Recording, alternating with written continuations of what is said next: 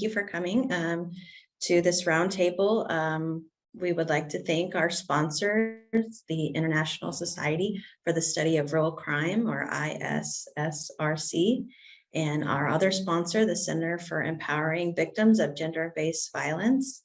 My name is Megan Shepard, and I'm the moderator for this roundtable. I use she, her pronouns, and I am a virtual student at Fort Hays State University, a senior, obtaining my Bachelor of Science degree in sociology. I'm also an undergraduate research assistant for the Center of Empowering Victims of Gender-Based Violence, and my research focuses on rural survivors and programs, and I like to pride myself on advocating for individuals who are often forgotten.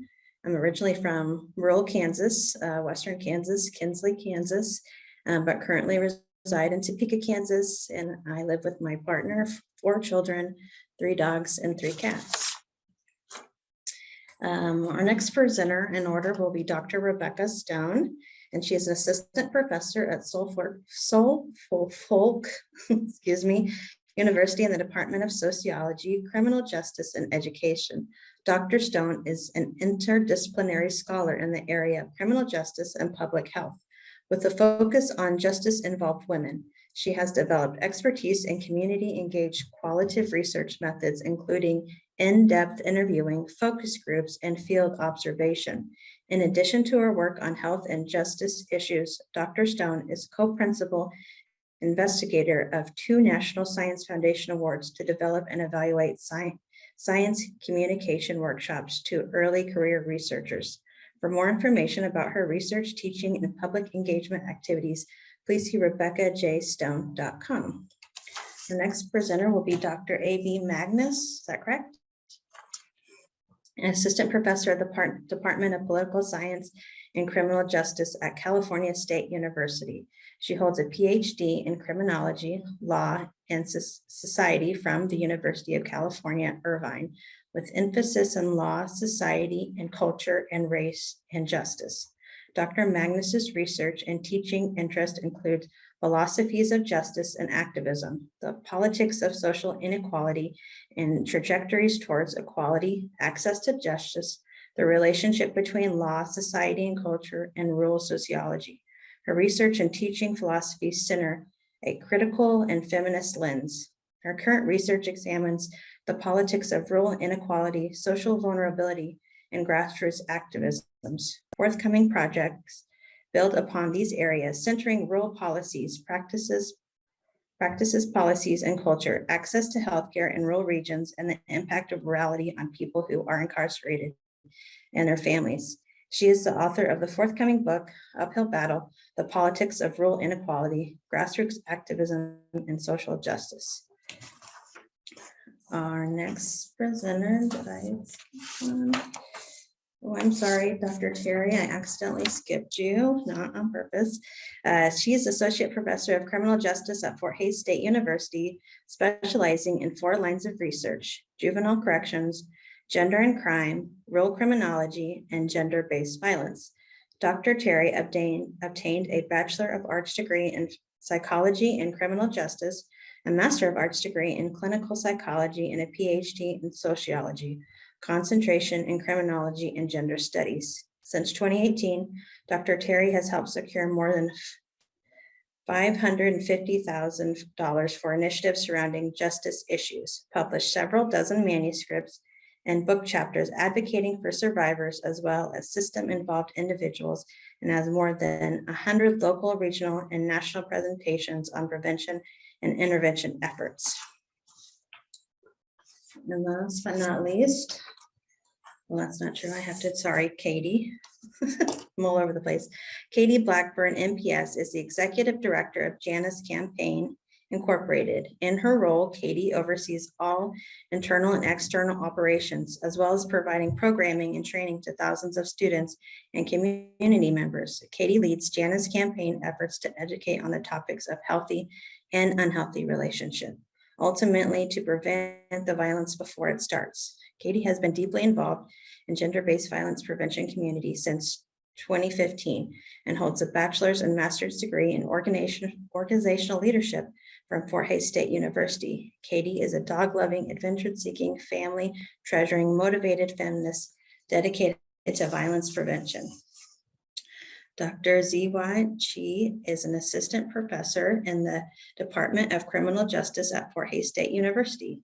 She earned her PhD in criminal justice from the University of North Dakota, a master's degree in criminal justice from St. Cloud State University, a law degree from Nankee University as an international scholar in criminal justice policies and comparative criminal justice.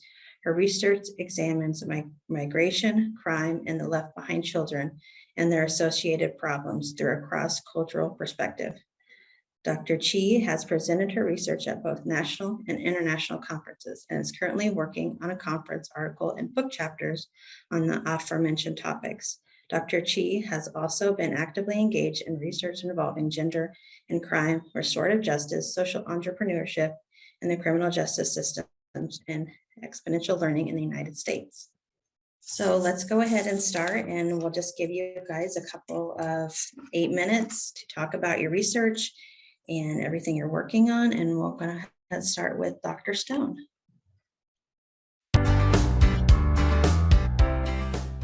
Thank you so much for inviting me to the roundtable and for putting together the edited volume. It was really awesome to participate in talking about issues in rural areas, which is actually a little bit new to me. I was introduced to studying gender-based violence in rural areas through a project that I was recently involved in. So about 3 years ago, a colleague and I put together a proposal for a Robert Wood Johnson Foundation program called Interdisciplinary Research Leaders. And I came at it from a criminal justice perspective because I had been doing research on sort of women in reentry and women's substance use. And my colleague, Emily Rothman at Boston University, had done a lot of work on intimate partner violence. And so we knew that there can be this synergistic relationship between substance use and intimate partner violence. We knew that our nearby state, Vermont, had been hit really hard by the opioid epidemic. They had had a lot of opioid overdose deaths and were continuing to struggle with that. And so we were thinking about, what is it like to be in a relationship where maybe one or both partners are using opioids, struggling with opioid use disorder, and there's also violence in the relationship, because we figured that that probably introduces a whole new set of hurdles to accessing substance use disorder treatment, and also safety, safe housing, safely separating if that's what the survivor wants. And so luckily we were able to participate in that program, which was really fantastic. I strongly recommend it to any of you to look into this Interdisciplinary Research Fellows program. You put together a team of 3 people, and it's 2 researchers and a community partner, and the 2 researchers need to be from different disciplinary backgrounds. So Dr. Rothman is in public health, I was in criminal justice, and we worked with Diane Kinney, who's the co-director of a domestic violence and sexual assault advocacy organization called Circle, and located in Washington County, Vermont. And through our partnership, our main goal was to sort of do a needs assessment of people who had been in violent relationships and also struggled with opioid use disorder in rural Vermont, looking at barriers to care and their experiences and how we might close some of those gaps. And then we really wanted to do a participatory action research, right? Like community engaged research. So we took those results back to human services professionals with our community advisory board of folks with lived experience, presented our findings there, and then did some collaborative brainstorming to identify a possible intervention or something that we could put into place. And one of the ideas that came out of that was a cross-training for IPV community advocates and peer recovery coaches. And so then we did that in February 2021. Yeah, 2021. The years all run together at this point. We had to hold it online because of COVID, but we were able to do a cross training with 40 peer recovery coaches and community advocates and do a sort of pre-post evaluation on that and publish those results. So that was really awesome.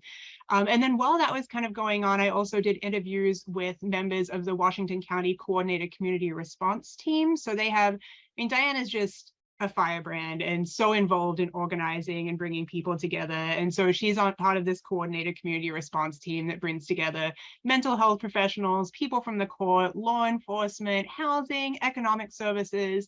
And so I did interviews with, I think, 20 people from the coordinated community response team, talking about how COVID had impacted their ability to serve their community, to serve people experiencing both intimate partner violence and substance use. And so that was really illuminating. Vermont faced tougher restrictions on people's movement and sort of stay-at-home orders than many areas of the country. So they acted quite swiftly and shut down businesses. And that had a lot of implications, especially for people in rural areas. So we saw things like worsening geographic and social isolation in rural areas, very hard to get to places, hard to get in touch with people. We saw impacts of sort of Vermont struggles with telecommunication access. They have low access to broadband internet. So teleservices were actually not, like, people often talk about this as like a solution to rural health inequity, but if you don't have internet, not going to work for you. So that was a huge struggle, both for professionals and for the people who needed their services. And so things like that were what we uncovered in that research. And I'm really looking forward to continuing that work and continuing to have a real impact, which has been awesome. I'll talk a little bit later about some of the things that we've managed to make happen there. Thank you. That sounds amazing. I'm interested to ask some questions. Wrote some down. Next, we will have Dr. April Terry present.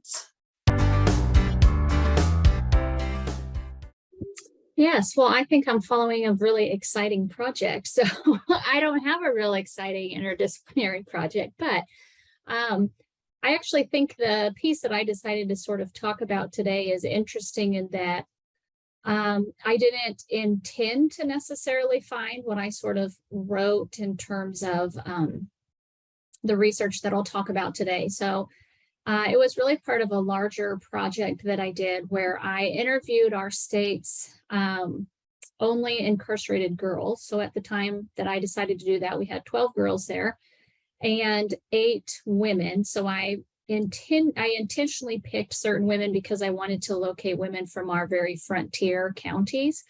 I didn't have that luxury with the girls because there were only 12 girls, so I just included all of them. And really the larger scope was I wanted to look at kind of sexualized culture and dynamics of really just rural areas for certain girls. So girls and women that we knew to be in the deep end of the criminal justice system and the juvenile justice system.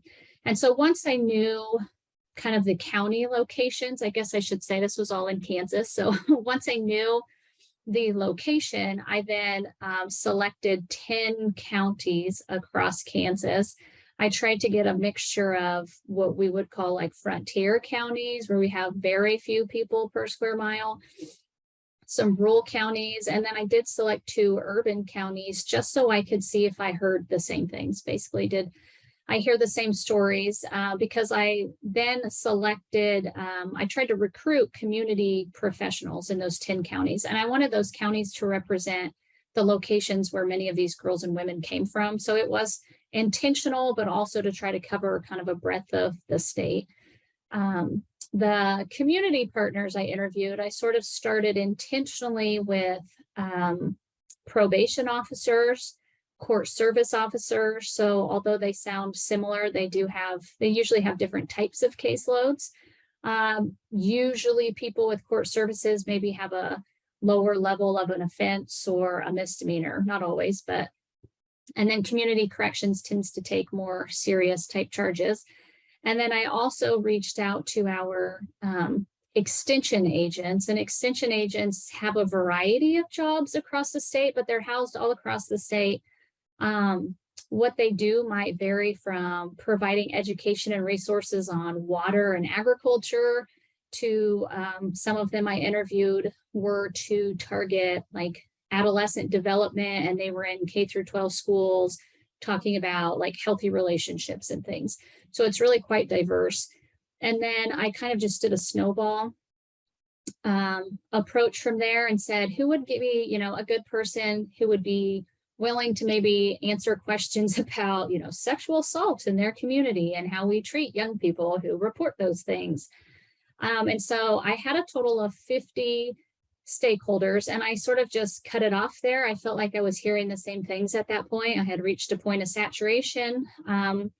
And that extended to law enforcement. I had county attorneys and defense attorneys. I had K through 12 teachers, principals.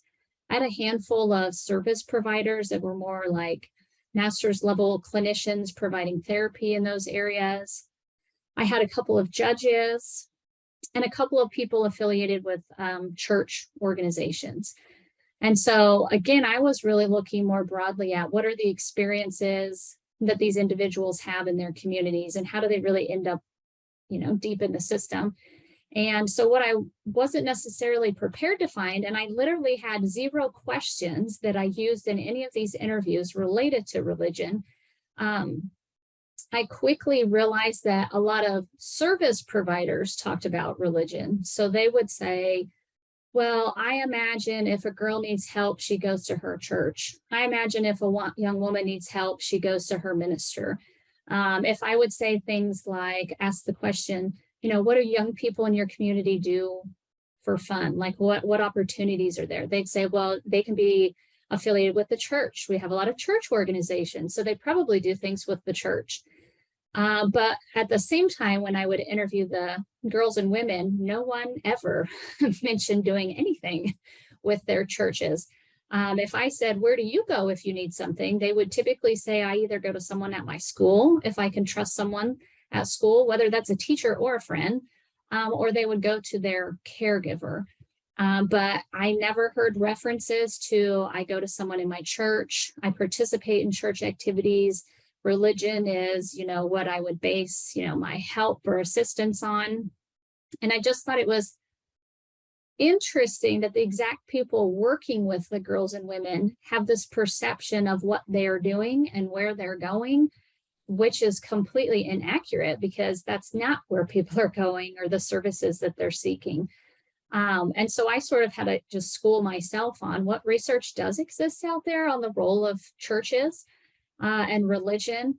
And unfortunately, it was mostly, I would say, negative. So I couldn't find a lot necessarily on sexual assault, but there's quite a bit on people in intimate relationships saying, I might go to my church. And unfortunately, I'm told I should pray about it or I should come to church more, and that divorce really maybe isn't the best option. I should try to find ways to make the relationship work. There were some studies out there where people said my confidentiality really wasn't upheld. I really thought this person would keep that private, and that's not what happened. And then the research with the people on the other end, so those who are the ones being sought out, say things like, I didn't feel well prepared, or I'm not well prepared to deal with those types of accounts. And to some degree, people just don't believe that's happening in their congregation, so they don't find it a priority to talk about it. And then they do say, sometimes if people do come to us with that, we might just refer it out, or we do try to focus on faith-based responses. And so I just thought that was really interesting because we are in a very rural and religious state. And the individuals, though, who are incarcerated, I think this is maybe kind of a key point, is perhaps in rural communities, some people do really heavily rely on their churches and their church network and people affiliated with the church, but those aren't the individuals who typically find themselves involved in legal issues. So the girls and women who are in the system are typically the girls who say, well, I didn't have a good family reputation in my community. My community wasn't actively engaged with this close-knit, community of other people. My mom was known in the community as someone who was an addict and someone who was a prostitute, and my dad was in and out of jail and prison. So if I reported things, people either ignored it or I would get in trouble. So I heard accounts of, I might have been sexually assaulted, reported that to someone. Maybe nothing was really done about it. A lot of accounts of, self-harm. And then when an adult would know of the self-harming, that kid would be in trouble for that. And then it just spiraled into your abuse lands you in the justice system. So, I mean, almost all of them had that sort of a history, even though their stories were very unique. A lot of them were abusive backgrounds. People sort of ignored or didn't know how to respond to them. They engaged in their own behaviors that are against gender norms for girls to be out doing. They would get in trouble. They would be placed out of the home. They would respond to people who maybe mishandled them at that point, and then they eventually just find themselves kind of deeper and deeper in the system. So I do believe that perhaps faith-based organizations, have been helpful for people. I just think these are the individuals that aren't enmeshed in that kind of social network to begin with. So those aren't the individuals who are usually seeking those types of people out for help after the fact. So I don't have any real cool at this point, like these are the things that we've done, like Dr. Stone's research, because that's not really what I was out thinking I might find. But it was just something I was just so blatant in the results that I had to kind of dig into it further. And I really looked at everyone's responses. And I thought, well, this is sort of discouraging that the people who are the ones responding and providing kind of field work are really kind of uninformed about where these individuals are really going for help. So I think it's a bit misguided at that point. Thank you, Dr. Terry. I think that's very important, especially growing up in rural Kansas. Definitely something we see a lot of. I'll throw it to you, Dr. Magnus. Thank you so much for inviting me here. I'm excited to be part of the edited volume. I'm excited to be part of this. Honestly, I feel like I'm in good company because so few folks do rural scholarship and are like excited about it and feel like it's valuable. So I love being surrounded by people who are like-minded in that way.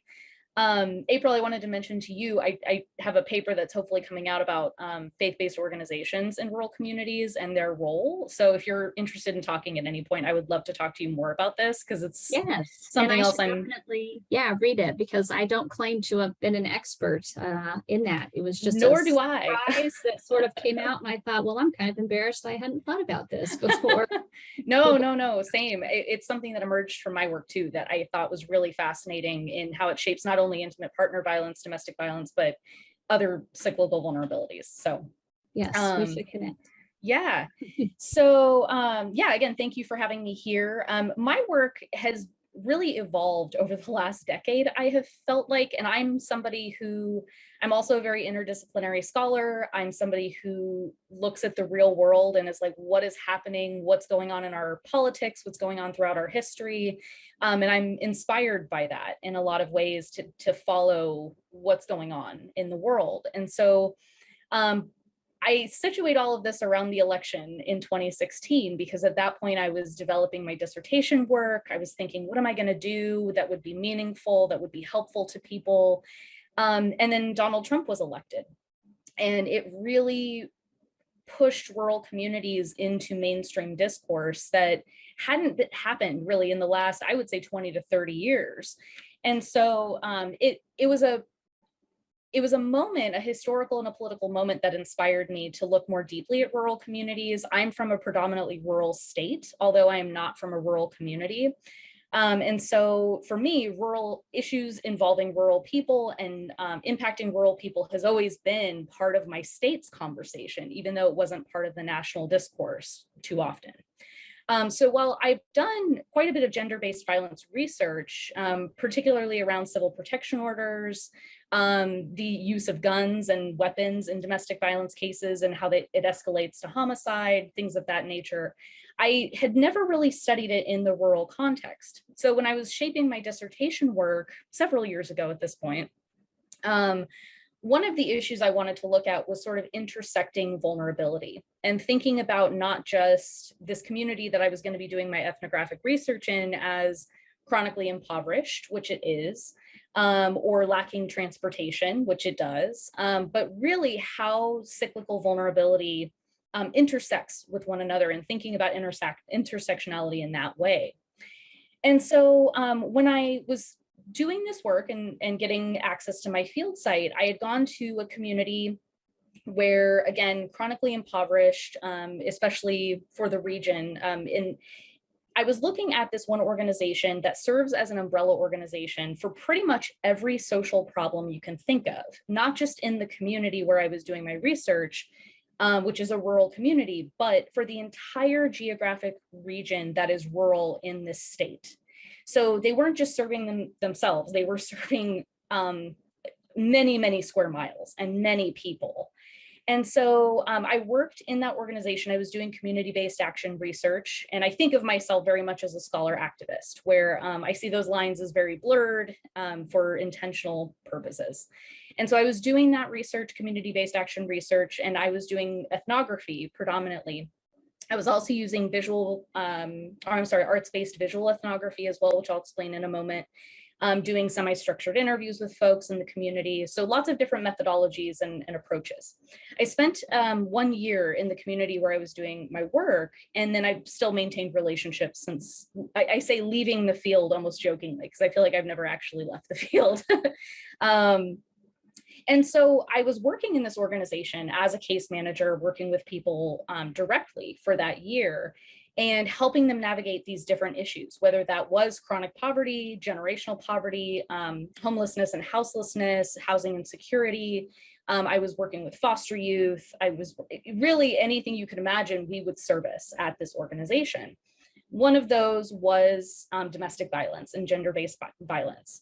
And so we would work with survivors in the community. And this was really how I got connected with this group, because I was finding some really interesting things in my research about the ways that rurality in and of itself exacerbates, as we've mentioned before, exacerbates isolation, and also how the intimate relationships in these communities can exacerbate whether or not a survivor is believed, how they're helped, whether or not they have connections and some kind of plan for leaving, whether that would be successful or not. And so all of this was really contingent upon rurality in and of itself. And that was something that was surprising for me to find, though it's not surprising to the people who live in my field site, right? I'm from a more metropolitan place, and I was doing my dissertation, or I was doing my PhD in a metropolitan location. So I hadn't lived in a rural place, but the folks living in my field site were saying like, yeah, this is just the way it is for us, and that's also, built into, again, these cyclical vulnerabilities, things like access to transportation or lack thereof, access to shelters. So this community had a shelter that was essentially a 3 or 4 bedroom house at any given moment, and had a couple of bathrooms, maybe. We would rent the house directly through the organization. So it wasn't really a shelter in the way that you would think of a shelter. And before I left the field, the shelter ended up getting shut down because of lack of funding. So when we think about a lot of these kinds of nuances and the ways that rurality shapes the lived experience of domestic violence, poverty, any kind of injustice you can think of, that's really where I think my research intercepts, is really trying to unveil, unearth the lived experience of these realities, and then also taking this material to people that can maybe do something about it, right? And really thinking about where we funnel our money, where we funnel our resources, and what that can mean. So I often situate this in an access to justice framework. So access to justice typically means that we have access to lawyers, we have access to self-help centers. So this is a very law and society term that I extend to other realms of the sociological world, right? That, well, really access to justice means access to housing. It means access to safe water. It means access to living free from domestic violence, right? And so I would say that those are sort of the major points of my research. And I'm still writing about it, still learning, still thinking about it, and then thinking about which directions I want to go next with this work as well. So I'm excited to hear from others and to connect with all of you a little bit more. Yeah, that's awesome. I've done some work in poverty work, and it's just amazing how many intersections you see when working with those individuals. And now I'm going to throw it to Katie. So can't wait to hear what experience you have for us. All right, awesome. Well, I'm so thankful to be here, grateful to be a part of this conversation today. I want to tell everyone a little bit about Jana's campaign so you understand kind of where our research came from. So we were created in honor of Jana Mackey, who lost her life to violence perpetrated by an ex-boyfriend. Jana was someone who was a social justice guru. She was volunteering her time as an undergraduate student at a local domestic violence organization, as well as the sexual assault agency where she lived. There were two separate agencies, and she volunteered her time. She had just finished her first year of law school when she was murdered by her ex-boyfriend. So her parents, because of who Jana was and because of who her parents are and the work that they do, they decided they needed to do something about this issue. And they kind of did an assessment of what exactly is missing, what should we be doing? And they felt prevention was one of the things that was missing, specifically for the inner states of the United States. There's not a ton of prevention organizations here in the middle. We see several on the East and West Coast that are doing stellar work, but not a lot in the Midwest, for lack of better terms. So we have three major program areas: secondary ed, working with middle schools and high schools, and we've actually started to do a little bit with elementary schools, as well as we are hearing reports of this issue of gender-based violence occurring with elementary students as well. We have higher education, working with colleges and universities, as well as community education. But our secondary ed is really our biggest area. I would say that's where a lot of our time is spent providing programming, is working with middle schools and high schools. Majority of our work is taking place in Kansas, a little bit of Colorado, and Nebraska. So lots of rural communities within Kansas and Nebraska. And we've so far worked with 81 rural counties in Kansas, 49 rural counties in Nebraska, and 15 rural counties in Colorado. When we have a certain amount of students in a group that we work with, probably around 100 or less, I would say 100 is kind of a lot. But we do an activity, and this is what we just decided. We have this data from this activity. Why don't we look into it a little bit further?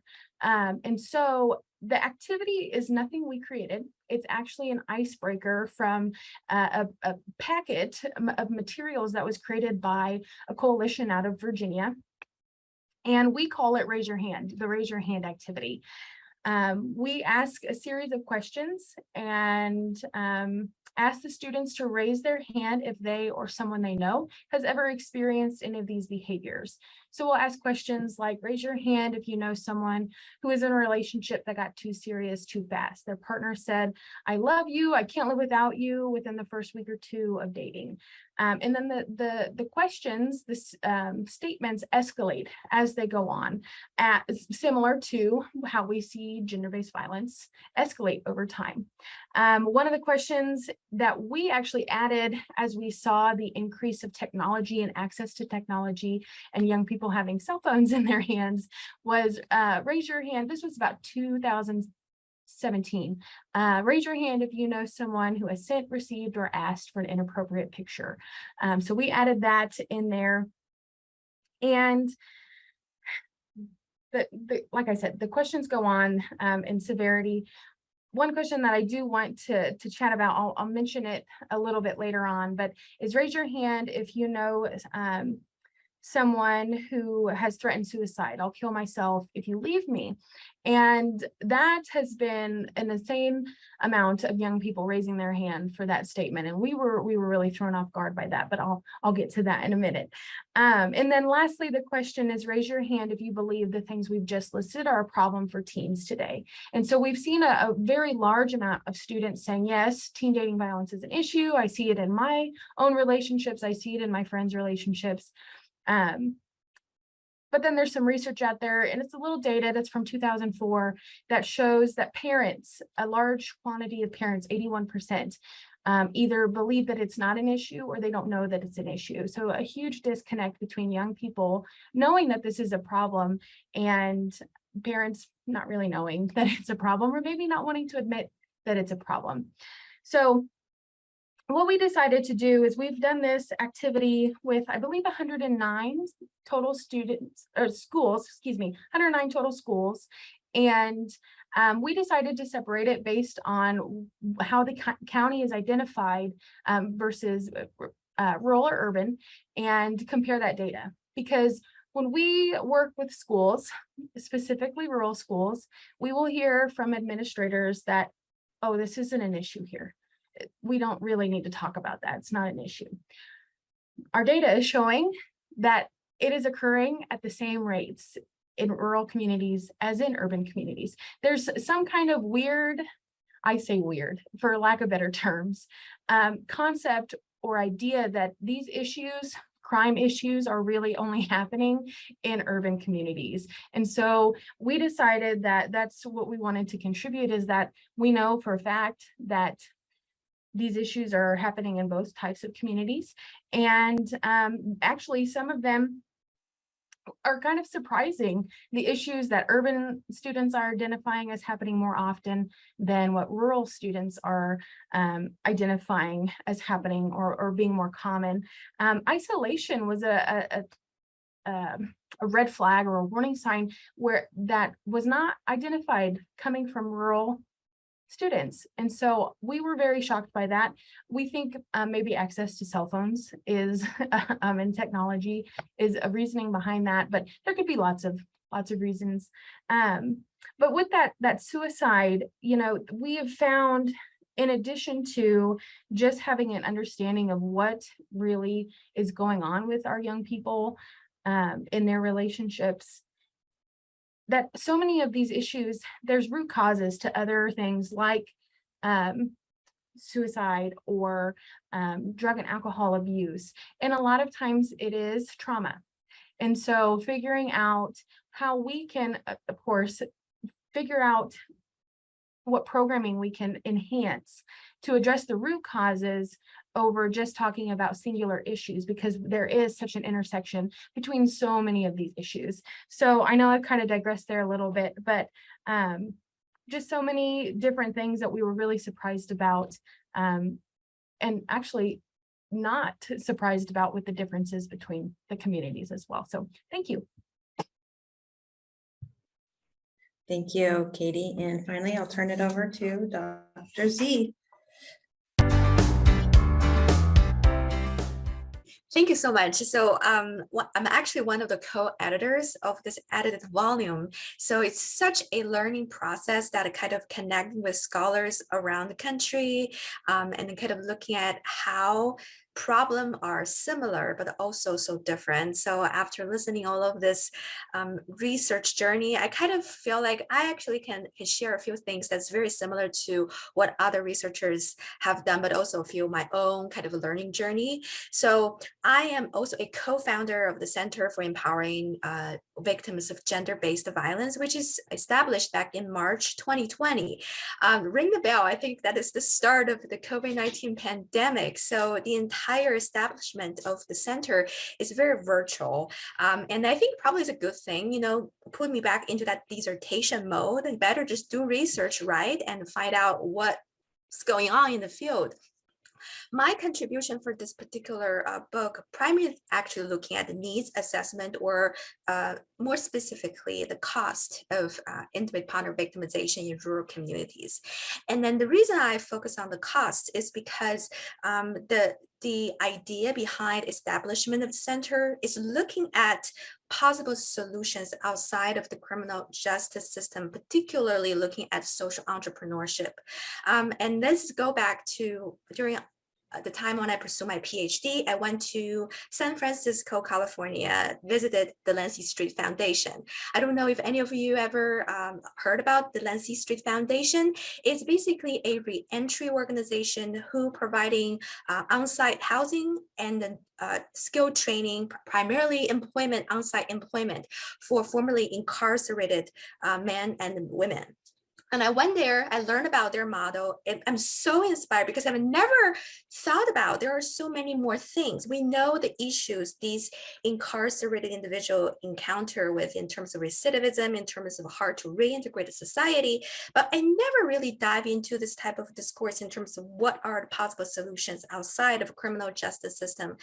And then after that trip, I realized what can we do actually for victims? Because we really put a lot of the entry treatment programs for the offenders, but what about victims? And then the first thing that came to my mind is individual who experiencing gender-based violence. So years in the making, back to 2020, really just connect me to the things I've learned, the things I'm passionate about, but also the things that's so important in rural communities. We already know that in urban settings that this is access to resources and so many restrictions that victims may have a difficult access, let alone in rural communities, isolation, lack of services, lack of support, and sometimes maybe also for victims, they probably have very, very limited awareness in terms of the situation they were in. And the COVID-19 pandemic really exaggerated the situation, in terms of you are isolated with your partners, you do not have transportation. So it's somehow, I think it's just a perfect timing to really looking at the costs of victimization during this pandemic time. So my research really focusing on how can we start out with findings? How can we make a statistic analysis in terms of what exactly going on with this costs. There are not a lacking of research on the cost of victimization, but not so much focusing on the cost of intimate partner violence, especially in rural communities. So in terms of methodology, I primarily utilize a survey, which is used by the Department of Justice and then the BJS. And then they have this general survey about cost of victimization for general crime victims, including violent crime victims and nonviolent crime victims. And I kind of adapted that survey, particularly focusing on intimate partner violence or gender-based violence. I reached out to the Kansas Coalition Against Domestic Violence and Sexual Assault and asked them, would you be willing to help us to disseminate survey? And then we would like to reach out to as many service providers, victim advocates, or potentially maybe lawyers or those who directly working with victims, even law enforcement, as many as possible. And we want to see what's their perception towards the primary costs. And this is happening during the pandemic. And I think, online survey is as available tool, and then we didn't really go to the victims. We just directly through the perceptions of service providers, and then the results is predominantly really saying that there's so much intangible costs, such as the cost of trauma, the cost of fear to be able to get back on their feet, the cost to really trying to have that desire to work, and also other associated traumatic events such as PTSD, increased risk of suicidal thoughts, and other long-term health issues. So all of these factors putting together really give a specific perspective in terms of how these factors manifested in victims of violence in both urban and rural areas, but also what are some unique challenges and barriers that these victims face in rural communities. And this research started in 2020, and then we took about 6 months collecting survey. It's very small sample data, very understandable because the advocates are extremely busy during that time. They're adapt to online service. So we understood that the data itself maybe can be served as a pilot study. And then with these limited data, really give us some insights in terms of what's the next step. So currently, we're really trying to develop a statewide survey, really just recruit more service providers, but potentially including victims to really better assess the magnitude and the scope of costs. So overall, after the assessment, we're really trying to give the answer, so what? What can we do? So that is really exciting part. Probably I can discuss a little bit more later with other panelists. Thank you. Now I'm excited for the questions. The first question I have, and I'm going to put it in the chat for those of you who are a little more visual like me. what are the biggest challenges rural victims face of gender-based violence? Dr. Stone, do you want to start? And if you don't want to answer, we can just, pass on. No, I would love to answer. I'm dying. I know. Everyone is saying such good things, and I actually like prepared the things I wanted to say, and I'm just going to abandon them because other things came up that I really want to talk about. So the two things that I was going to talk about, I kind of mentioned already, with just like broadband access, and that teleservices are not a panacea if there's not connectivity in rural areas, and also housing. Vermont has a real housing crisis at the moment, and you just can't do anything if you don't have a place to set your head. So maybe a little bit more on that later, but I wanted to circle back to some things people said because I think they are part of this really big interconnected issue. And one of the things that we really looked at with substance use and intimate partner violence was that there were not very many services, especially in rural areas, that could understand and treat both of those things at the same time. There's still a lot of bias against people who use substances, and that can exist even, unfortunately, in IPV advocacy groups, that they feel that, unfortunately, people who are struggling with substance use disorder are not safe to have in congregate housing, or there's sort of stigma against them. And so that's then really challenging. And then the substance use treatment folks don't always understand partner violence. And so we're in a meeting about housing, and someone said, we were talking about a lack of recovery housing options for women, and someone said, well, no one wants to run them because they turn into DV shelters, right? Because of this overlap between substance use and domestic violence. And then the substance use folks are not necessarily equipped to run a safe shelter the way that IPV folks can. So, but then it comes down to this question of like, well, how can we have more services in rural areas if the funding isn't there? And they're stretched so thin because a lot of them have to compete with each other to get the grants, right? That there's not, I was thinking that I wish that there was more coalition building, maybe multi-county efforts that could apply for funding that would then support multiple organizations, instead of one rural county essentially going up against the next rural county for a competitive grant. That was really challenging. And then tying to that, and I forget who mentioned it, sorry, was talking about the issue of law enforcement and in the small rural community idea. And I think a lot of folks have, unfortunately, this idea of rural communities as being low crime in this sort of idyllic rural sense versus the pathologized urban areas that are high crime. And so yeah, silo approach never works well. And so part of that, so much of the funding for violence against women through the Violence Against Women Act is funneled through law enforcement. And there is a point where it's really counterproductive to have to partner with police to get money to fight gender-based violence, when in small communities, sometimes there's a real old boys network around like, oh, my ex or my uncle or my brother or my cousin is on the police, right, as part of the police force or knows a police officer. And unfortunately, that can really complicate people being able to go to the police or feeling safe, being formally involved with law enforcement. But if all the funding for advocacy organizations and other support organizations is coming through these law enforcement partnerships, then like where else are you supposed to sort of turn? So I think addressing the funding issue to build more like multi-county coalitions to try and get funding directly to advocacy organizations, not through law enforcement, and join forces to like beef up your coverage area and the number of people you can say you're helping, is maybe a solution to this issue that I think is going to be an ongoing challenge of addressing gender-based violence in rural areas. So I hope that made sense. I was tying together a bunch of things that people said, but you all just made my brain light up with ideas, because we saw so much of this. There's so much in common. No, thank you. I think I used to work at the coalition in Kansas, and I think that was the thing we always had, was we used to kind of say that we were spies. And, when we were trying to be in the inside and work with law enforcement, but we're also trying to protect survivors, and it's very complicated. And if I could just, go on my tangent real quick about, when you live in a very conservative state, it's very hard that you're continually fighting these battles. I know Jeannie's on here from the governor's grants office, and she can talk about how difficult it is to overcome that. But Dr. Terry, I'll let you answer the next question.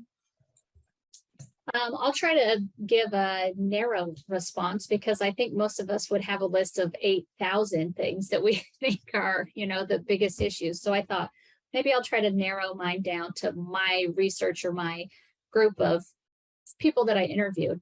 But it really does mimic what Dr. Stone said. So one thing I'm always thinking about with justice involved people is that so many of those girls and women should never find themselves in the system. They're just there as a product of their own victimization, but we fail them in so many ways that they end up there. And so kind of a battle in corrections, I think, is that they can't get the funding, like Dr. Stone's mentioning in a different way. They can't get funding to serve preventative sort of things because they're corrections people. So they get funding to help people once they're already in the system. But at that point, we've already missed where we should have been. So I've always found that very contradictory in that I understand and appreciate like that's the role of, maybe a state's Department of Corrections, but they don't utilize funding to help prevent some of these girls and women from entering the system because their money is no good until you're already in the system. So I think that's very problematic. And I've heard too, even in Kansas, thinking of money and funding, a lot of people aren't like wanting to run to rural areas to work and to live. And so even though, a Department of Corrections or even other state level departments might have open lines and call for contracts for a service here and a service there, just because the line is there, the contract's there, doesn't mean people take it. So I've heard people say, well, we offer funding if someone would come do functional family therapy and, your small community, but there's nothing we can do about it if people choose not to go there. So there's kind of a mentality that we've given an effort to see that resources are there, but what are we going to do about it if people don't take it? So I think I would boil it down or maybe blow it up to be, it's more of just a research or a resource desert in general. And even when those resources do exist, they're, like Dr. Stone said, they can cover this or they treat that or they focus on that. And there's not a lot of collaboration there. And because of stigma in rural areas and probably just broader stigma, people may even be reluctant, even if good services are accessible or available. So I just thought I'd focus on the system piece because the list would go on and on. So I'm sure the rest of you all have many other things you would add as well. So won't take up any more time. Thank you, Dr. Terry. Dr. Magnus? Yeah, no, I totally agree with everything that's already been said. I want to try to build on things that have already been said, one of which is the funding issue definitely exists. I would extend the funding issue also to rural scholarship. I would say that people who want to do research in rural communities, rural regions are significantly underfunded, if the funding exists at all. And really a lot of how I've had to do my work is piecemeal funding, because to justify doing research in rural communities has been really difficult. I think groups like this give me a lot of hope in that we will hopefully try to change the conversation that rural communities do deserve attention and research and support. So that's one area I think that there are big challenges in even studying these issues and giving light to them because of funding issues of that nature too. There are a couple of other challenges that I see directly at the grassroots level. And then I want to branch that out a little bit more to the macrostructural level that I'm seeing. So the first is coming back to the idea of a resource desert. One thing that I've learned is that even if resources do exist, folks in the communities that I've worked in at least, are inherently distrusting of some of these resources because of so many empty promises that have been made to them. So metropolitan folks coming in saying, we're going to save your community, we're going to save you from violence, we're going to save you, save you, save you. And then to realize getting to that community is expensive, there isn't a population justification to maintain services. And so then those folks end up leaving and leave a gap in the community. This is true of a lot of different kinds of services, but I've seen this with gender-based violence services in particular, victim services that are difficult to fund already, difficult for those of us who really care about these issues to justify that we need them. But then once you have those gaps in rural communities, it significantly hurts those in the community even more. So that's one area where I see the inconsistency in services, the push and pull of services is really tough for folks. And then that breeds inherent distrust of services. So, I experienced this even in the field going there to do the research, right? There was a significant rapport building process that had to happen because folks came in and constantly promised things that they couldn't keep. The other issue that I've seen that builds on what's been said is the idea that folks in smaller communities tend to wear multiple hats. So it's not necessarily that you have somebody coming in running, the domestic violence shelter, like that's their primary job. What I've learned over the years is that you have people serving in so many roles, whether they're faith-based folks or they're people in government, whether they're just people who care, who are community members who care, social workers, they tend to wear multiple hats. And so you have a smaller group of people that tend to kind of make big decisions for everyone involved. And then thinking about, the capacity of those people to do that work, to get funding, to apply for funding and how much that takes. And then there's been significant rates of burnout from what I've been seeing. So I would say that those are two of some of the grassroots challenges that I've been seeing. From a more macro structural place, one huge complication, it does come back to the funding issue, but I think from a federal government standpoint, we tend to think of policy in a very urban normative way. We very rarely think about the rural communities that will be impacted by federal policy, or maybe in some cases not. So, I think a lot about poverty policy, how that trickles down to the grassroots level, where that funding actually goes, how the state and the counties choose to use that funding. So one interesting thing, I think, again, about this group and about other folks who are doing this work is comparing across states and comparing across counties in places that are politically different, have different histories of disenfranchisement of people, histories of slavery, right, compared to other geographic regions. All of that really does shape the policy and the politics we're seeing today in rural communities. But we don't often think too much about those macro structural pieces that are then impacting people at the grassroots level. So I'll save all the rest. I have so much to say. I'm so excited, but I'll save the rest of it for the next set of questions. Thank you. It's really fascinating subject. I'm glad I'm here and in good company because I feel nerdy excited about it. Katie, you're up to answer the question. Yes, I'll be really brief just to add on because agree. But one, I can't remember who, maybe Dr. Terry mentioned something about preventative resources. There is very little funding specifically for prevention. If there is prevention funding, it goes along with direct services. And so that is an issue. And maybe that's because that's like where I live, that I see that big gap.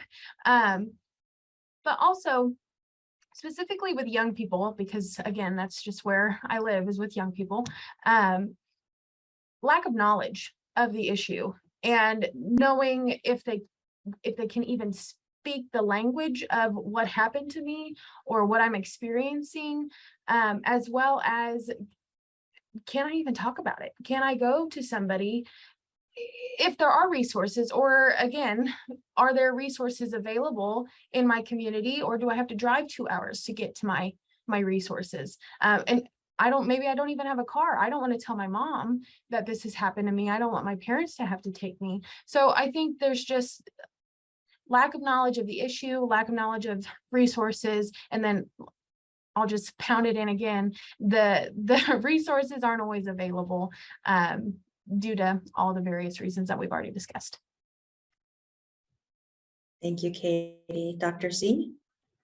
Yeah, I think we talk a lot about the resource and funding. I agree, but also I think one thing we must ask that does the resource and funding are the only issues here in rural communities? Of course not. I think by looking at messages here is that the multiple intersectional challenges individual face in rural communities, individual who potentially experience extreme economic deprivation, experience disabilities, mental health issues, or even transgender communities.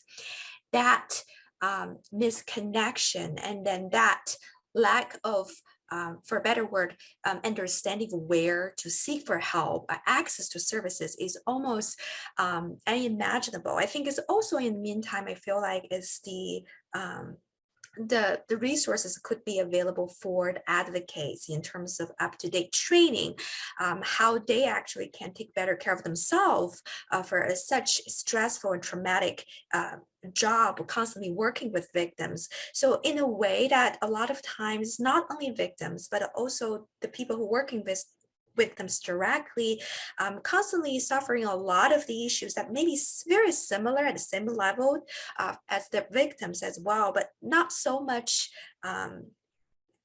resources, fundings, assessment, or trainings that could be available for both. And I think also for rural communities, they're heavily relying on the grants, like the federal grants or potentially donations from some of the donors.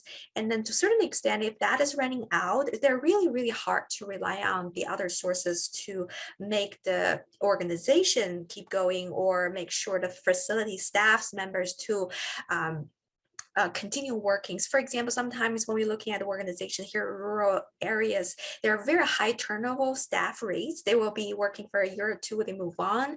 And this constantly change also become a challenge to provide that consistent services for victims as well.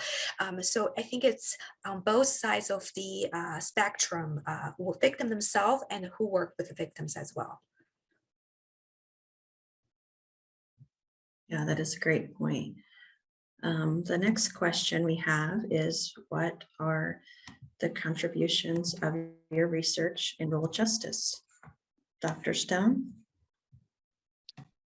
Yeah, I'm excited to talk about this because I think it addresses obviously like the big challenges that have come up. And I'm so excited to hear that so many of you are advocates and activists and that you don't think that being a scholar activist is a dirty word, because that's how I felt. Like that is the feeling that I got for a long time. And so if I could just like pitch the program one more time, this interdisciplinary research leaders program actually had a whole curriculum for us about impacting policy with our research. And so we got to do a lot of training in like getting media attention to our problem and to our project, and like how to write op-eds, and like here's how you contact the media and make them write a story about your project and things like that. So just by doing that, by like making noise that we were doing this project and that this was an issue, we did get some press coverage, and that has really paid off for Diane especially. She's the co-director of this organization, and so we are still working together and in touch. And she let me know that now she is invited to address state and local officials and government agency about the intersection of partner violence and substance use. She's invited to like these task forces and things like that. So we're getting her voice and her knowledge about gender-based violence at the table where these decisions are happening. So I think you don't have to necessarily influence federal legislation. You can make like little changes in your community just by making some noise. And I did like the point that someone raised in the chat about like there can be stigma around these issues and you don't want to be that community. But I think there's a way to spin it as a strength. And people who do community organizing and advocacy like all the time are really good at this. So like as a researcher, you don't have to do that. You just find the organizers and be like, how do I help you, right? Like what research do you need? What stories do you need? Like how can I support what you're already there trying to do? So some of the other things that we've been able to do, a recovery house for women and their children will open in our community in 2023. There were no recovery houses in Vermont to date where women could go with their children. We got a bus route moved. It used to stop a mile away from the treatment clinic. And so we got it moved to like stop at the clinic, which was a nice change.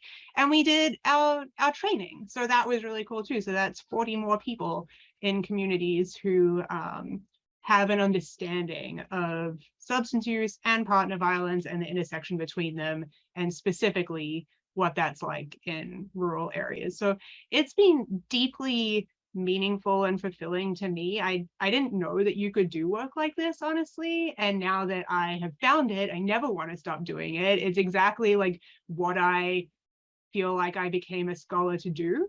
That I just want to help actually change things. And it took me a long time to figure out how you do that as a scholar. And this was it, I think. Like, you find the people who are already doing the work, who are trying to help their communities, and then you just like bring your research skills to them in a way that supports them, and not in a helicoptery extractive way, like I think Amy was saying, because there's too much of that and people are understandably wary. But if you can really show that you're showing up and you want to have a relationship, and that you're not there to take over, you're there to support, you can actually make stuff happen, which I don't think a lot of scholars get to experience. So that's just been the coolest thing in my whole life.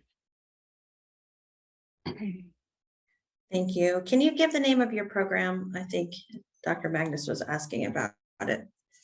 Yeah, sorry, it's the Robert Wood Johnson Foundation, and it's called the Interdisciplinary Research Leaders Program. So they have a number of like leadership for better health programs, and this is the one that's sort of interdisciplinary and very community based. All right, thank you, Dr. Terry. I was debating how I thought I'd respond to this. I think that I'm at a point in my research and career where I'm trying to figure out how I can make more movement or do more with my research. Although I am particularly interested in people already involved in the system from an offending standpoint. And so I try to intentionally offer myself up to, well, really anybody who will take me, but I do a lot of work with our Department of Corrections and our court system, and encourage them to maybe seek out grant opportunities or collaborative opportunities. I mean, Zoe and I are at a teaching university. We do a lot of teaching. There's far less emphasis and merit given to scholarship. So I have personally found that kind of to be a struggle. So it's trying to still do that work. And I think Amy had said it, she never felt like she really left the field. Like, that's how I tried to still like keep myself in the field, is to say, hey, like, you know, it's part of my job. I like to do it, but it's part of my job. Like, what are issues you all are having, or what are things that you want to know that maybe I could do? Or we're kind of at a stage now where some of those agencies will say, hey, I saw this grant. Are you interested in doing this? And I can email them and say, hey, I saw this. Dr. Z and I were recently just, I don't know if I should even spill the beans at all yet, but we are thinking about doing something, looking at trauma-informed courts, particularly in rural areas. And so the two of us were like, we don't even really know what's all out there, what's happening in our state. So I'm putting the feelers out to say, how many of you would maybe kind of support us and help us getting in some of these counties to ask some of these questions, or to observe, or to help us learn. So maybe there are things that we can do. So I can't say that I've instilled really cool changes and things like that, but I'm working on trying to do those things and making myself available because I enjoy it and I see such a need for it, that's where I'm kind of at professionally, I'd say. Thank you, Dr. Terry. And I used to work in corrections for a number of years. So I almost think of it as misogyny within misogyny, as a correction, based place. And I think that just getting into those spaces is sometimes hard. And to be honest, especially as a woman, to be able to do that research and have them trust you. So, I mean, I definitely applaud your efforts and like to speak to you further about some other things that I'm working on for another project. So Dr. Magnus, I'll throw it over to you. Yeah, thank you. So I think some of the major contributions align with what other folks have already said. So thinking about what actually is needed in the community, developing that alongside community members, definitely not in a prescriptive way. but helping to leverage the resources that I have, as well as the connections that I have. So I was an organizer and a social justice activist long before I went to graduate school. I call it my previous life, even though it's definitely bled into my current life. And so thinking about blending those two worlds has been really important for me throughout my career. In terms of the research itself, I would say that folding grassroots activism into the conversation and learning about how rural people do activist work and what they even conceptualize as activism has been some of the most rewarding and I would say new aspects of the research that aren't really out there. Kind of when you were all talking about like being that community, it really reminded me that, you know, the communities that I work in are nervous about that as well. But there's so much amazing work happening in rural communities that often doesn't happen in metropolitan communities, right? Because it has to happen so differently, folks have to work very hard. So the activism and the activist work, that community leadership, that piece is something that rural people are very proud of.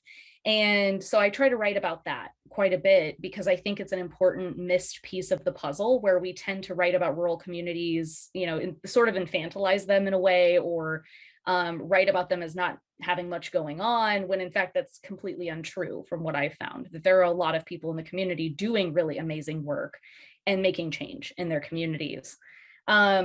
I also think in terms of contributions, the methodologies that we're all talking about are major contributions. So I think that this is very interdisciplinary work, multi-methodological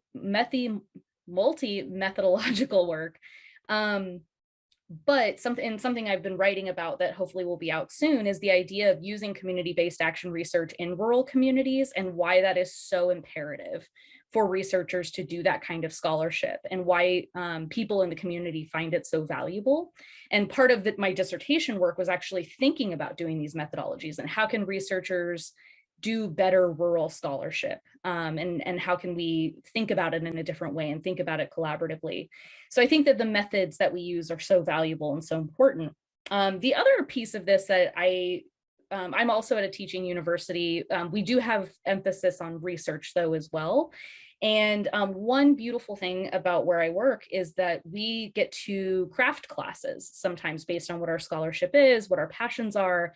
So I've been able to craft a rural justice class. And most of my students, because it's a fairly rural university, most of my students are from the service region, are rural students. And so they themselves are coming in, getting to contribute to the course, getting to learn from the course. And so I found that especially rewarding is bringing rural scholarship to the teaching realm and really trying to make it at the forefront of our curriculum. And also, you know, hopefully encouraging my colleagues to think about rurality in their own classes as not just something that's forgotten about or put aside, but it's really integral to how we think about criminal justice, in my case, in terms of my department, but also political science, sociology, et cetera. So. That sounds great. Thank you. Katie?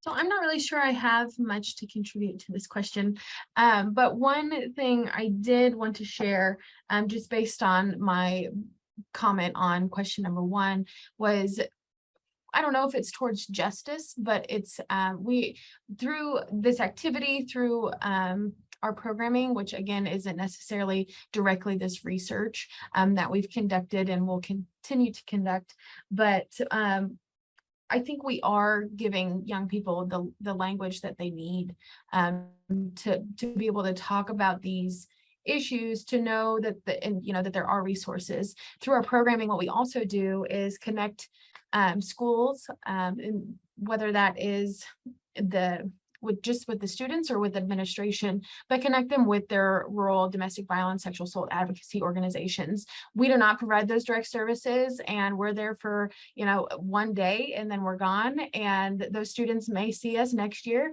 but they're not going to see us all the time. They need to know who their advocacy agencies are so they can get familiar with those faces. So we invite advocates to come in and talk about the services that they do provide to the area as well. And if they're not there, then we share that information with the students to make sure that they are aware of the resources that are available to them. And then I think also just through the research, knowing the connections again to other issues, and how a lot of times violence in interpersonal relationships are the root causes of other systematic issues that we have in our society, but also specifically in rural areas.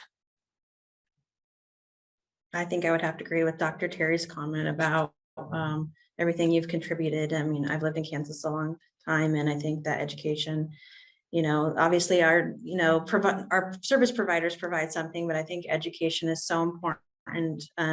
And just, the way your advocacy plays out across the state, and just how your mission of Jana's campaign comes from a very real place. I just think that's something that I'm just really proud to have in our state. So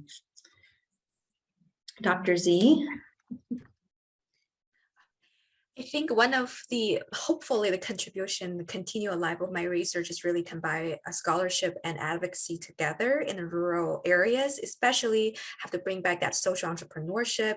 I'm very hopeful and optimistic in terms of what a social entrepreneurial initiative looks like in rural communities, where victims could, in a safe housing, not just a shelter, they're in a safe place while they can be engaged in different type of therapeutic ways of employment, while they could maybe have savings, while a part of them, if they are trying to moving on, they will have substantial saving during their time stay in the housing place, versus they could maybe still hire the buy the places and to mentoring the next maybe cohort of potential victims and survivors. This model and idea has been very flourished, not only in urban area in the United States, but also in other countries.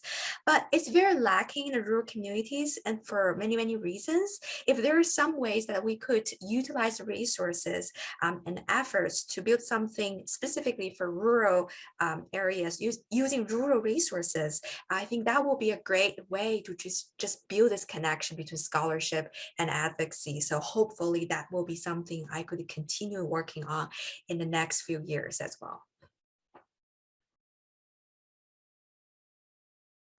Thank you. I have the last question, and I think someone earlier had asked if we could wave a magic wand.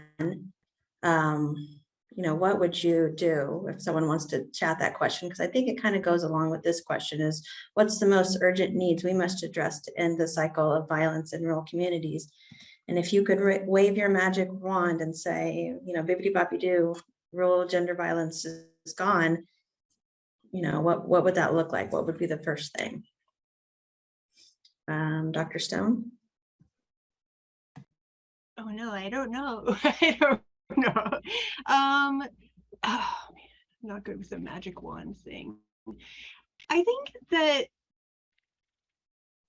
my big thing, while I think that we need like specific things to address gender-based violence, I guess if I could wave a magic wand, it would be to realize that almost like universal design for learning. I've been reading a bunch of teaching stuff, right? Like if we made some big structural changes, they would actually benefit everyone, but also like people experiencing gender-based violence. So I talked already about like broadband access. That's a huge problem for everyone, not just people who need to access teleservices.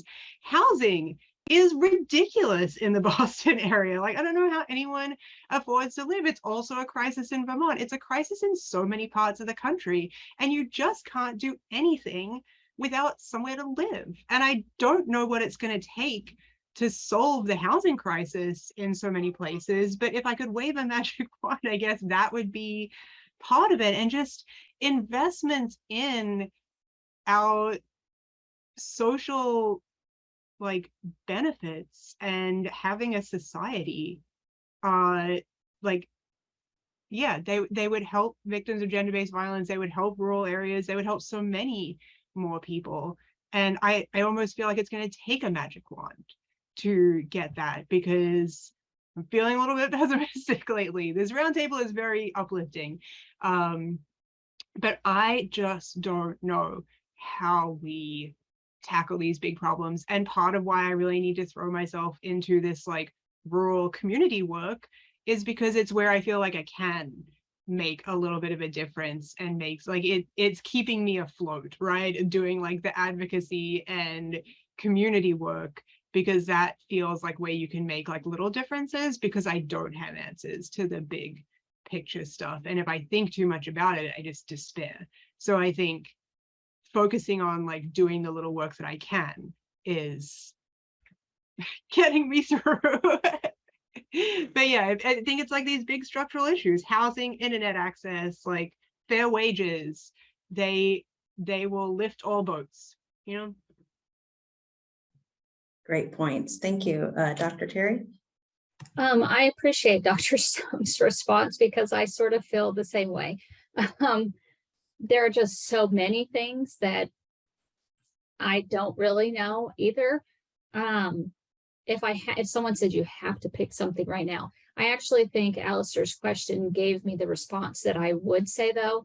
I do really think it's just so cultural, and you just can't change that overnight. But also, if I think about that, then I do feel discouraged, because this is an everybody effort and movement, and every working part has to agree and buy in, and slowly but surely it will be less and less of a problem. And because I know Katie's work, I know part of their mission, hopefully that's where it's at, is to just eliminate gender-based violence completely. So that would be the ultimate goal. If I had to say, though, like magic wand today, it seems very basic to me, but I don't know why we can't take some of our more response-based type money and just, for a couple of years, tuck our tail and throw it to preventative stuff. And then, I don't know, years later, be like, wow, that actually helped. Look how many ways even if we looked at it selfishly from a dollars perspective, look how much money we save down the road if we would just fix things up the road. But for whatever reason, we just continue to be responsive to the issue instead of proactive. There's the word I want. I think we're very proactive. We wait and respond. I just think, take your money, move it here. We just need to convince people it's worth the investment to shift some of that to help prevent things that will then, well, Dr. Z's work could probably speak to that. Then you see, even from a dollar's perspective, it just is less impactful down the road if we just deal with some of it up the road. So that would be my easier, if it's easy, I doubt, solution. And my bigger one would be people just need to get on board and recognize it's a problem and make an effort to do something about it. Yes, thank you. Dr. Magnus? I would agree with everything that's been said in terms of prevention. Thinking more structurally is key. When the question had initially came up and I was like, oh my gosh, how do I pick one thing? The first thing that came to my mind was education, and thinking about education at both like a structural level, at a community level, at an individual level, and helping folks. Well, first of all, funding education in this country, amongst all of the other social ills that we have, funding, especially public education, thinking about how we can help lift people out of poverty, which is extremely hard to do in a rugged capitalist society. But, really thinking about educating people, helping lift them out of poverty, helping lift them out of strained conditions, could be one really viable solution to a lot of our social problems. But then also thinking about education in terms of community level education. And this is where I think, Katie, your work is so valuable and so important, is that we need grassroots people doing this kind of work with extreme visibility, right? And saying like, we're here, we're unapologetic, we're doing this work, this exists. Because I do think it takes a long time to change hearts and minds, if I've learned anything from my organizing work. But I do also think it's possible, and I do think that people do need to be sat down and told, like, okay, this is how many touches it takes for somebody to leave an abusive relationship. That, why are people abusing in the first place? Like those conversations have to be had at very grassroots levels. And so I think that is another piece of this that is hopeful to me is that there are people doing that work, having those conversations, the supports, although there could definitely be more, they do exist, and hopefully folks are seeking those out. So that's where I would focus. You know, if housing was taken care of and everyone had a livable wage, you know, all the things were cared for, investment in education and focusing on that at both structural and local levels, I think is just essential. Thank you. Katie? Again, I'll just agree with everyone. But we, you know, Alistar in the comments wrote Band-Aids instead of major surgery. And while services are so necessary, we always say, you can't just always put a Band-Aid on it. You can't. And I know that's for so many issues and not just gender-based violence. But I did answer Alistar earlier in the comments as well. And I would say on a very specific level, just from our work in Nebraska, they have a state law that requires, or they have legislation. They've adopted an act from Rhode Island that requires that their schools implement some kind of teen dating violence education in their curriculum.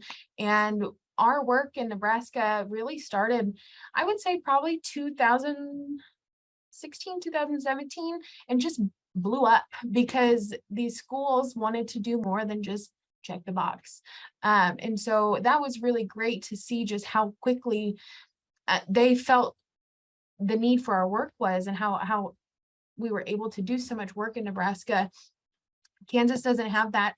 Here in Kansas, we don't have that. I think it would be great to get it on the board sometime, but currently only 23 states have any kind of legislation that require education on teen dating violence. And I think, you know, because it's so similar to domestic violence or gender-based violence as a whole, if we can start with one little piece with young people, I think that would be a great start. So that's just all I have to add.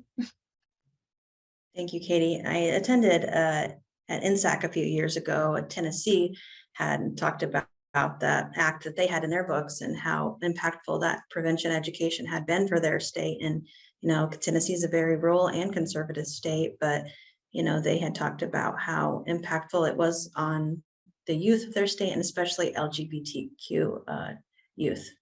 So Dr. Z? I mean, this all said, I think it's really, really profound.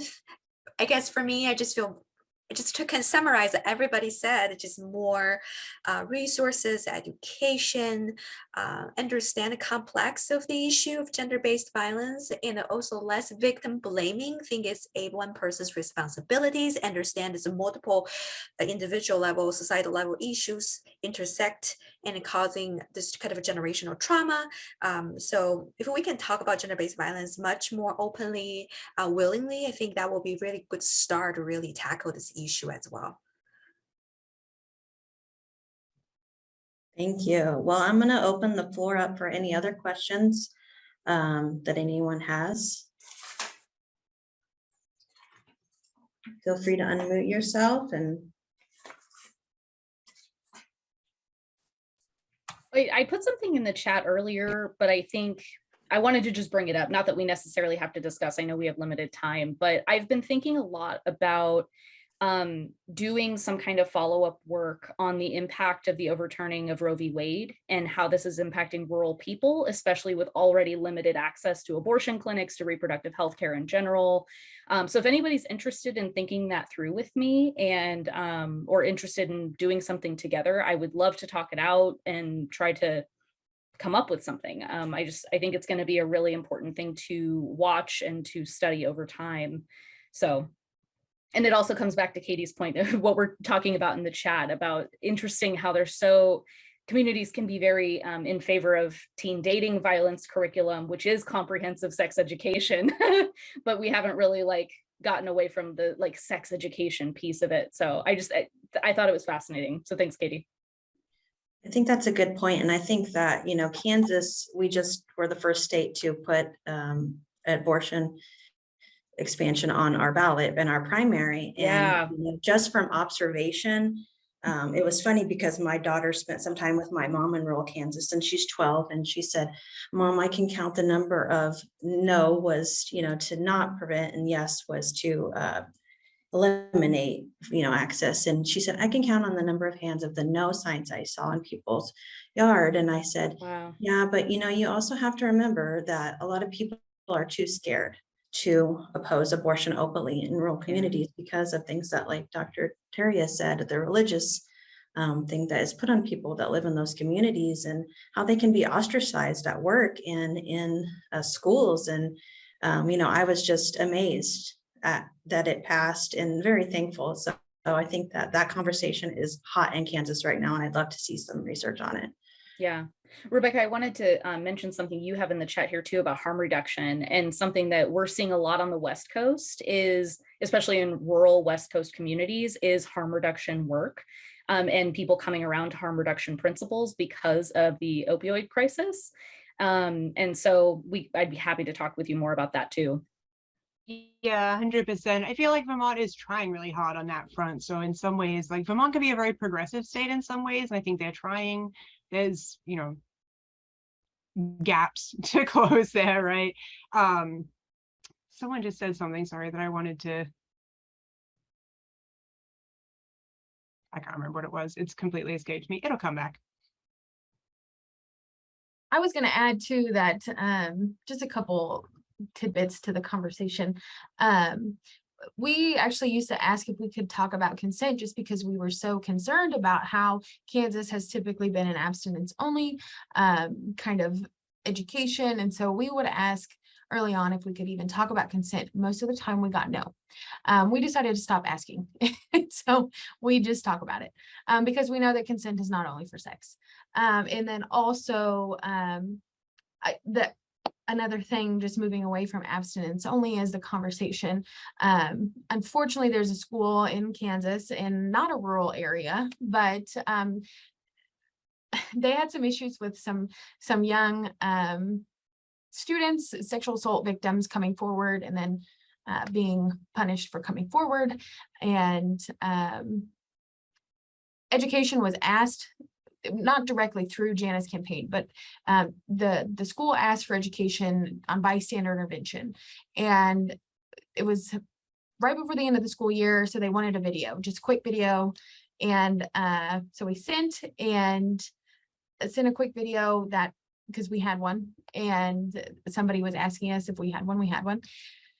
They watched it, and because it was not an abstinence only approach, I talked about in the video, we talk about having partners and blah, blah, blah, blah, blah. All these, things that are important to talk about with bystander intervention.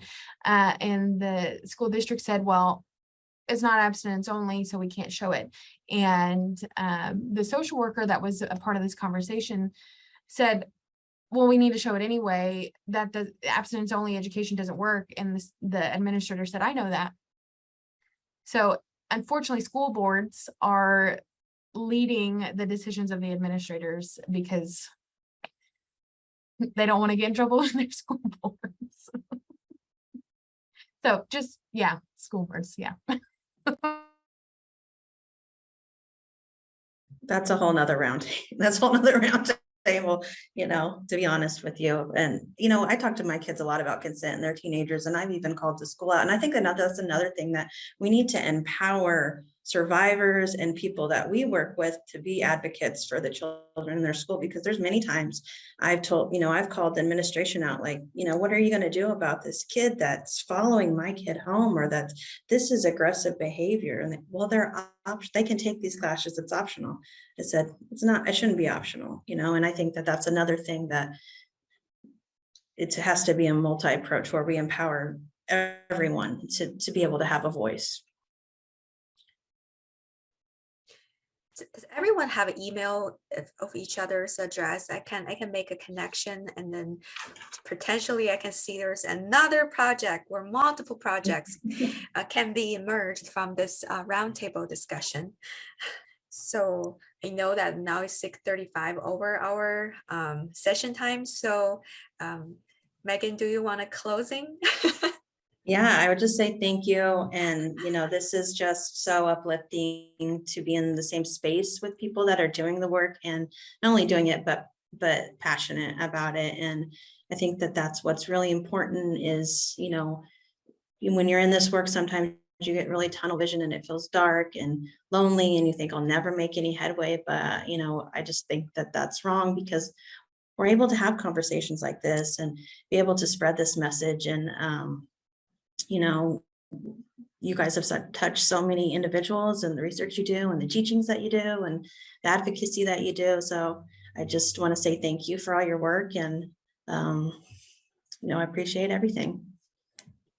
Thank you for moderating, Megan. You did a great job. This was Yeah, thanks. very perfectly timed. It really made me feel more engaged with my research and really uplifted. So you did a fantastic job. I really appreciated your insights as well. So thank you. I'm ready for an annual event. We do this like weekly. I can remember that I'm a scholar. Right, exactly. All right, thank you, everyone. Have a beautiful evening.